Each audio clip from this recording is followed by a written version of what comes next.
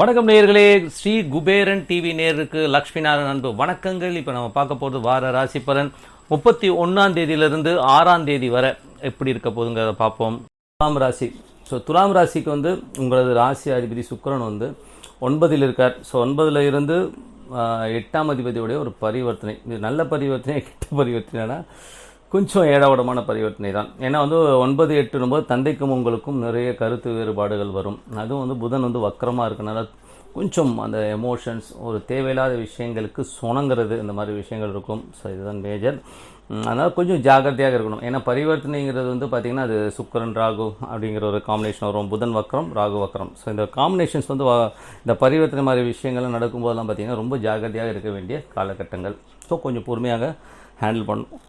அதுவும் கூடவே சூரியன் வர. ஸோ சூரியன் ராகுங்கிறது பார்த்திங்கன்னா உங்களுக்கு பாதகாதிபதி அங்கே இருக்கும் பொழுது ஓனர்கிட்டையும் சரி, முதலாளிகள், தந்தை, இந்த மாதிரி விஷயங்கள் ஆட்கிட்டெல்லாம் நம்ம ரொம்ப கரெக்டாக நடந்துக்கணும். நம்ம ஏதாச்சும் எடுத்துரிஞ்சு பேசினா வேலை போகிறதுக்கான வாய்ப்பு இருக்குது. ஸோ அதனால் அவங்களுடைய ஈகோவை தட்டி விடுற மாதிரி எந்த வேலையும் பண்ணிடாதீங்க. ஸோ அது ஒரு விஷயம். ஸோ அதுக்கப்புறம் பார்க்க போனோம்னா புதன் வக்கரம்ங்கிறது பார்த்திங்கன்னா உங்களுக்கு தந்தை கொஞ்சம் பிடிவாதமாக இருக்கிற மாதிரி இருக்கும். ஸோ அதனால் கொஞ்சம் அப்பாவுக்கு விஷயங்களில் கொஞ்சம் விட்டு கொடுத்து போகிறது ரொம்ப ரொம்ப நல்லது. 2ல் கேது. ஸோ 2ல் கேது பார்த்திங்கன்னா உங்களுக்கு எந்த மாதிரி விஷயங்களை கொடுப்பாரு? 4, 5க்கு அதிபதி. ஸோ 4, 5க்கு அதிபதி உங்களுக்கு கேதுவுடைய சாரத்தில், சனியுடைய சாரத்தில் போகும்போது நல்ல விஷயங்கள்லாம் நடக்கும். கோர்ட்டு கேஸ்லலாம் நிறைய ப்ராப்பர்ட்டிஸ் மாட்டிக்கிட்டு இருக்குது, ரொம்ப நாளாக கேஸ் நடக்குதுங்க அப்படின்னு சொல்கிறவங்களுக்கெல்லாம் இந்த காலகட்டத்தில் நீங்கள் மூவ் பண்ணிங்கன்னா கண்டிப்பாக ஒரு ரெமெடி கிடைக்கும். ஸோ அதில் வெளியில் வர்றதுக்கான வாய்ப்பு நிறையா இருக்குது.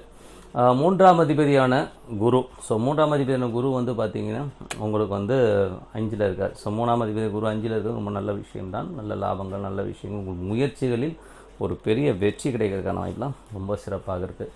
ஸோ அதுவும் ஒரு நல்ல விஷயந்தான். அதுக்கப்புறம் பார்க்க போனோம்னா 4ஆம் வீட்டு அதிபதி சனி வக்கரமாக போகிறதும், அதில் கேதுடைய சாரத்தை சனி போகிறதும் பார்த்திங்கன்னா வீடு, சொத்துக்கள் சார்ந்த விஷயங்கள் இருக்க வில்லங்கங்கள்லாம் நீங்கி நல்ல ஒரு வெற்றியான விஷயங்கள், நல்ல விஷயங்கள் நடப்பதற்கான வாய்ப்பும் இருக்குது.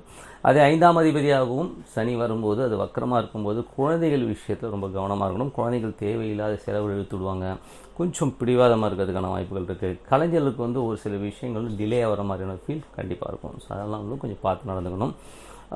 மற்றபடி பார்த்திங்கன்னா 5ல் உள்ள குரு பார்த்திங்கன்னா ஓரளவுக்கு உங்களுக்கு காம்ப்ரமைஸ் பண்ணாலும் வேலை விஷயங்கள், தொழிலாளர்களுக்கெல்லாம் பார்த்திங்கன்னா கொஞ்சம் வேலை பளுக்கள் அதிகமாக இருக்கும். வேலை என்ன ஆகுமோ ஏதாகுமோங்கிற ஒரு கன்ஃபியூஷன்ஸ்லாம் இருக்கும். ஸோ கொஞ்சம் பொறுமையாக ஹேண்டில் பண்ணுங்கள். ஏன்னா பிரச்சனைகள் உங்களுக்கு மட்டும் இல்லை, உலகத்தில் இருக்க நிறைய பேர் எல்லாருக்குமே இது ஒரு பிரச்சனையை நம்ம ஃபேஸ் பண்ணிக்கிட்டு இருக்கோம். ஸோ அதனால் அந்த பிரச்சனையை நம்ம எப்படி ஹேண்டில் பண்ணுறதுங்கிறத உன்னிப்பாக பொறுமையாக தான் ஹேண்டில் பண்ணி ஆகணும். ஸோ அதுக்காக ரொம்ப டென்ஷன்லாம் ஆகாமல் கொஞ்சம் பொறுமையாக ஹேண்டில் பண்ணியால் எல்லாமே சிறப்பாக அமைங்கிறது தான் உண்மையான விஷயம். ஸோ கொஞ்சம் பொறுமையாக ஹேண்டில் பண்ணுங்கள், எமோஷன் ஆகாதீங்க. அதுவும் சில பேர்லாம் மேனேஜ்மெண்ட்டுக்கு எதிர்த்து பேசுகிறது, மேனேஜ்மெண்ட்டுக்கு ஹாய்ன்னு சொல்ல குரூப் சேர்க்குறதுலாம் பண்ணாதீங்க. ஸோ அந்த மாதிரி பண்ணும்போது மாட்டிப்பீங்கிறதுனால தயவுசெய்து இந்த மாதிரி விஷயங்களில் ஈடுபடாதீங்க. நிறைய பேர் இந்த குரூப்பில் ஒரு கம்பெனியில் வேலை பார்ப்பாங்க, அவங்களுக்கு ஒரு குரூப் இருக்கும். ஸோ அந்த குரூப்பில் ஏதாச்சும் தேவையில்லாத வாய்ஸ் மெசேஜோ இல்லை ஒரு விஷயங்களை போடும்போது அது ஓனருடைய காலத்துக்கு போகும்போது நாளைக்கு உங்களுக்கு பிரச்சனை வருங்கிறதுனால கொஞ்சம் பார்த்து நடந்துக்குங்க. அதெல்லாம் ஏன் சொல்கிறேன்னா கட்டத்தில் இருக்குன்னா தான் சொல்கிறேன், கட்டத்தில் இல்லாமல் நான் சொல்லவே இல்லை. ஓகேங்களா? ஸோ அதனால தான் இந்த மாதிரி விஷயங்களை கொஞ்சம் கவனமாக இருந்துக்குங்க. அதுக்கப்புறம் பார்க்க போனோம்னா 7ஆம் அதிபதி. ஸோ 7ஆம் அதிபதி உங்களுக்கு பார்த்திங்கன்னா கொஞ்சம் என்ன சொல்கிறது, ஒரு சில விஷயங்கள். ஸோ ஒரு சில விஷயங்கள் போது 7ஆம் அதிபதியான செவ்வாய் உங்களுக்கு நீச்சம் மாறும்போது கொஞ்சம் மனைவி கொஞ்சம் தரக்குறைவாக பேசுவதற்கான வாய்ப்புகள் இருக்குது. மாமியாரும் உங்கள் ஒய்ஃபும் சேர்ந்துக்கிட்டு உங்களை போட்டு கொஞ்சம் கழுவி ஊற்றுறதுக்கான வாய்ப்புலாம் இருக்குது.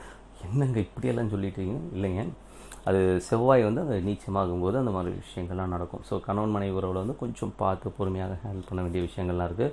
ஸோ என்ன இப்படிலாம் சொல்கிறீங்கன்னா இருக்கிறத சொல்கிறேன். அது மட்டும் இல்லை 8ல் நிறைய கிரகங்கள். ஸோ 8ல் பார்த்திங்கன்னா சூரியன், ராகு, புதன் வக்கரம். ஸோ இந்த மாதிரி புதன் வக்கரமாக இருக்கிறது ஒரு பக்கம் நல்லதுனாலும் அது பரிவர்த்தனை ஆகிறதுனால கணவன் மனைவி உறவில் பெரிய ஒரு சண்டைகள்லாம் வர்றதுக்கான வாய்ப்புகள்லாம் கொஞ்சம் உஷாராக இருங்க. அப்போ ஒய்ஃப் ஏதாவது பேசினா கூட விட்டு கொடுத்து போனீங்கன்னா ஒன்றும் பெரிய பாதிப்புகள் வராது. இல்லைன்னா யூன்னு சண்டை போட்டிங்கன்னா பெரிய பிரச்சனை வரும். மாமனார், ஓனர், இந்த மாதிரி ஆட்கள்கிட்டலாம் கொஞ்சம் உஷாராக இருக்கணும். ஸோ அதனால் கொஞ்சம் விட்டு கொடுத்து போனீங்கன்னா நல்லாயிருக்கும். இப்போ நம்ம டைம் அப்படி இருக்குது, நல்லா கவனிக்கணும். இதெல்லாம் எப்படின்னா எமோஷனில் எடுக்கிற முடிவுலாம், கோபங்கள்லாம் நம்ம ஒன்று எதிர்பார்க்கறது நடக்கலை அப்படிங்கும்போது அந்த கோபம் உங்கள் சைடு நியாயம் இருக்கலாம், நான் வந்து தப்புனே சொல்லலை, நியாயங்கள் இருக்கலாம்.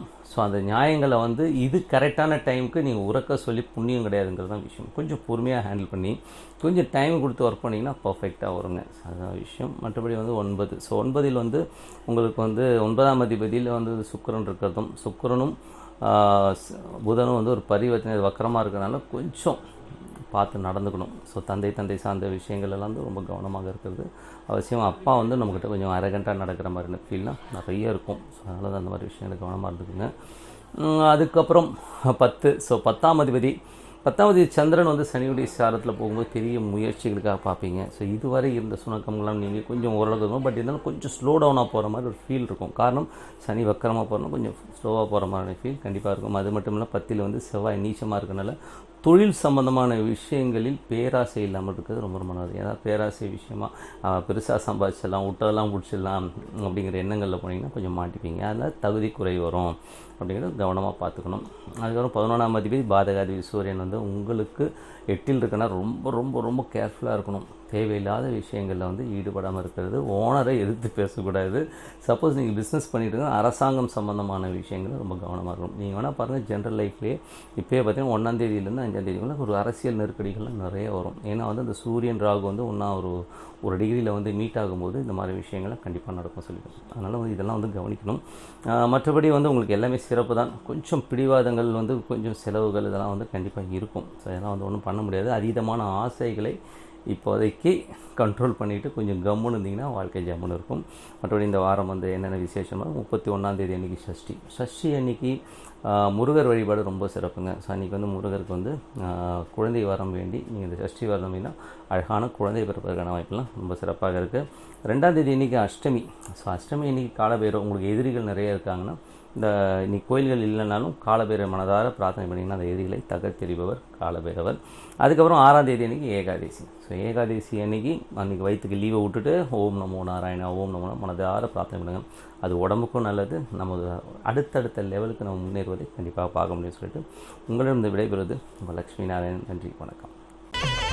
ஸ்ரீ குபேரன் டிவியை பார்த்தமைக்கு நன்றிகள். மேலும் இது போன்ற தகவல்களை தெரிந்து கொள்ள ஸ்ரீ குபேரன் டிவியை சப்ஸ்கிரைப் செய்யுங்கள். மறக்காமல் பெல் ஐக்கானை கிளிக் செய்யுங்கள்.